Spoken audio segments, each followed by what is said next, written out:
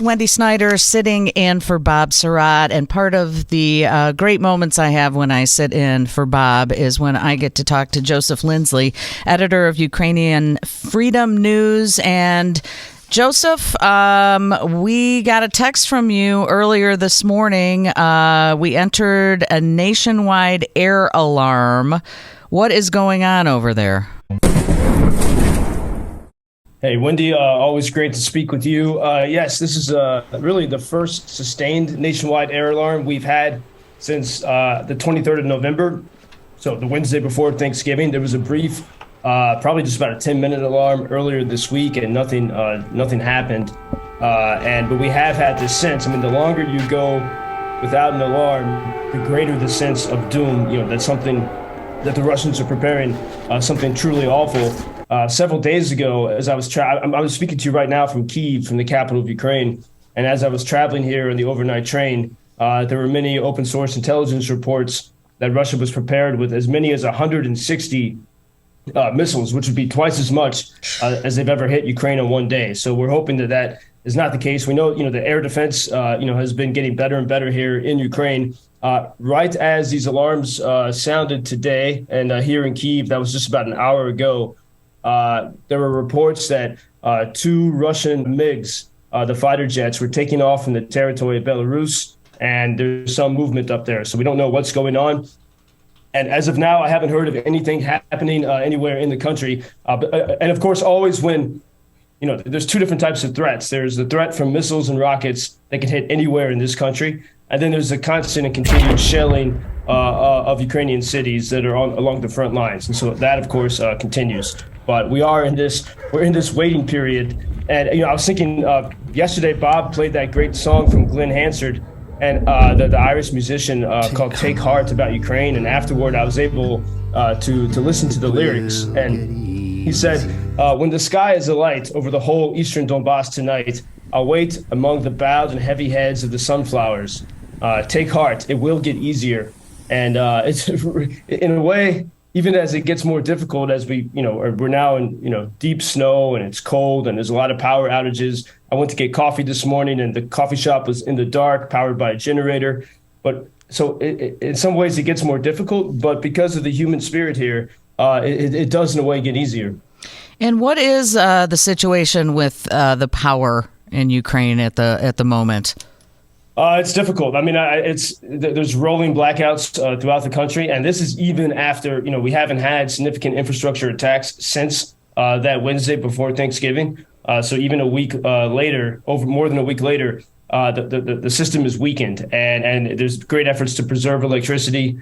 It's for major cities, small villages, even here in the capital. Significant problems, but Ukrainians are preparing by getting, more and more, week by week, people get generators, they have backup fuel, and in a way, people also learn to live by candlelight, to use energy very responsibly. So it's, this is how people adapt and find ways to survive. In fact, we have always new people coming here, new journalists and volunteers, and so some of them are asking me, because until today they didn't experience an air alarm. And they said, what do you do? How do you know when you really need to go to the shelter? And I said, probably during every alarm, you should go to the shelter. I mean, even here, I'm speaking to you from my hotel, and the front desk called and said, please move to the metro station a few blocks away. But and it's not that you change your risk. I don't think you really change your risk assessment, but you just realize after months of it, you can't live your life in the shelter. And so that's really, it's just a sense Ukrainians realize they have to go on to keep living. And so you sort of accept the risk because you don't want to sit in the shelter for an unknown period of hours. But speaking of the metro, here in Kyiv, the metro was built in the Soviet times, and it's some of the deepest metro stations in the world. They were built in case of a nuclear war. And so the underground system is very safe. And as I have been taking the subway the past few days that I've been here, I'm amazed at how calm and efficient it is. It's like New York in the sense you have to move fast, but people are quiet, they're disciplined, they move quickly, and it's clean and safe. And I just whenever I'm in those environments on the underground, I realize Ukrainians are in a way, they're uncontrollable. They're very independent and free, but I think it's because they can control themselves, especially in moments of panic, and even in how they move in the metro system. And so right there, I sort of saw I think what is really the strength of Ukrainian society.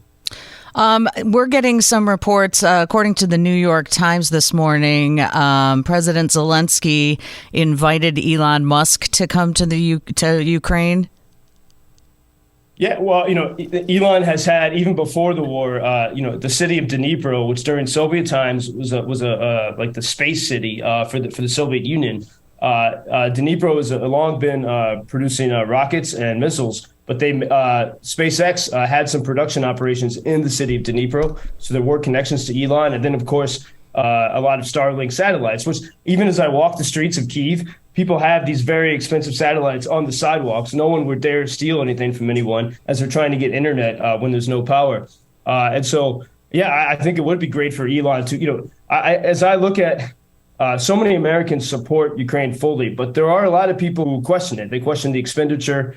They question whether or not it's worth it, especially after people are tired of the wars in Iraq and Afghanistan. But Elon, who's based in Austin, and so many other Americans based in Austin, they moved to Austin, Texas, because they want freedom. And a lot of them left California. And I think if they really understood just how fiercely free the Ukrainians are, they would even more fully support this. They would see why this fight really matters. If for anyone who wants to be free anywhere in the world, the Ukrainians seem to understand freedom the best, and they live it well. And so I think that's why President Zelensky because sometimes, Elon has tweeted a few times, oh, maybe Ukraine should negotiate. Right. And I think if President Zelensky realizes, and I've thought this for a while too, if Elon and say Joe Rogan and some of these other people in Austin, Texas came here to Ukraine, they would really be inspired, and perhaps they would become more committed to the cause. And to see what's really going on. I mean, it's easy to just say something. Elon Musk, whatever. Yeah, and Wendy, and everyone that comes here, they find it's such a common conversation with Americans, especially that come here. They find a happiness here when they come to volunteer. They find a purpose, and it's the best self-help book to cure depression or whatever else people might have in America. Ukraine, the best self-help book. Again, every time I speak to you, I leave with something. So that's it for today. We will talk to you tomorrow. Godspeed, take care, and Joseph Lindsley, thank you so much. Thank you, Wendy. As I've said before, Joseph Lindsley, world's most interesting man. This I find in my garden. It's peace from rocket. Help us to win in this war.